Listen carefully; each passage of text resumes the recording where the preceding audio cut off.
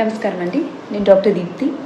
ఒకవేళ మీకు నీరసంగా అనిపించడం కానీ, త్వరగా అలసిపోవడం కానీ, బోన్ పెయిన్స్ రావడం కానీ, మజిల్ క్రాంప్స్ అంటే కండరాల నొప్పులు రావడం కానీ, ఇలాంటి సిమ్టమ్స్ కనుక మీకు ఉన్నట్టయితే మీరు మీ వైటమిన్ డి లెవెల్స్ చెక్ చేయించుకోండి. ఎందుకంటే ఇండియాలో 95 to 98% మందికి వైటమిన్ డి లోపం ఉన్నట్టు తెలుస్తోంది. It is proven.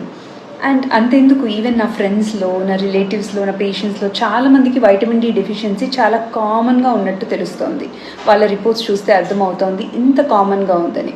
సో మనం ఈ విషయాన్ని చాలా నెగ్లెక్ట్ చేస్తున్నాం. అసలు వైటమిన్ డి ఎలా వస్తుంది? మీ అందరికి తెలుసు వైటమిన్ డి సన్లైట్ నుంచి వస్తుందని. కానీ ఈ ఎండాకాలం అరే మేడం చెప్పారని వెళ్ళి ఆ ఎండలో కూర్చోకండి. సన్లైట్ మితంగా పడాలి, అంటే హార్ష్గా ఉండకూడదు. సో ఎర్లీ మార్నింగ్ సన్లైట్లో మార్నింగ్ మీరు ఒక 10 to 15 minutes, వీలైతే 20 minutes కూర్చోండి. ఎర్లీ మార్నింగ్ సన్లో అయితే మనకు పెద్దగా హార్ష్గా ఉండదు కాబట్టి స్కిన్ క్యాన్సర్ రిస్క్ తక్కువ ఉంటుంది. కానీ మిగతా టైంలో ఖచ్చితంగా సన్ స్క్రీన్ వాడండి. అండ్ అది కాకుండా ఫుడ్, ముఖ్యంగా ఫుడ్ ద్వారా మనం వైటమిన్ డి తీసుకోగలిగితే ఇంకా మంచిది.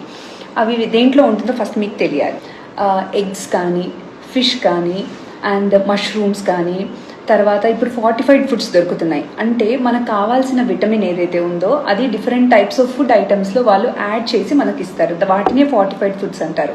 అంటే పెరుగు, యోగట్ అంటారు.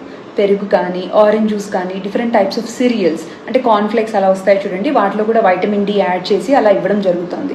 ఇలా ఫార్టిఫైడ్ ఫుడ్స్ దొరికినా కూడా మీరు తీసుకోవచ్చు. సో అన్నిటికంటే ముఖ్యంగా మీరు మీ వైటమిన్ డి లెవెల్స్ చెక్ చేసుకొని ఆ రిపోర్ట్స్తో మీ ఫిజిషియన్ని కలిసి ఎంత వైటమిన్ డి యూస్ చేయాలి, మీకు లోపం ఉన్నట్లయితే ఎవ్రీడే వాడాలా, వీక్లీ వాడితే సరిపోతుందా అనేది తెలుసుకొని ఈ సిమ్టమ్స్ రాకుండా అవాయిడ్ చేయండి.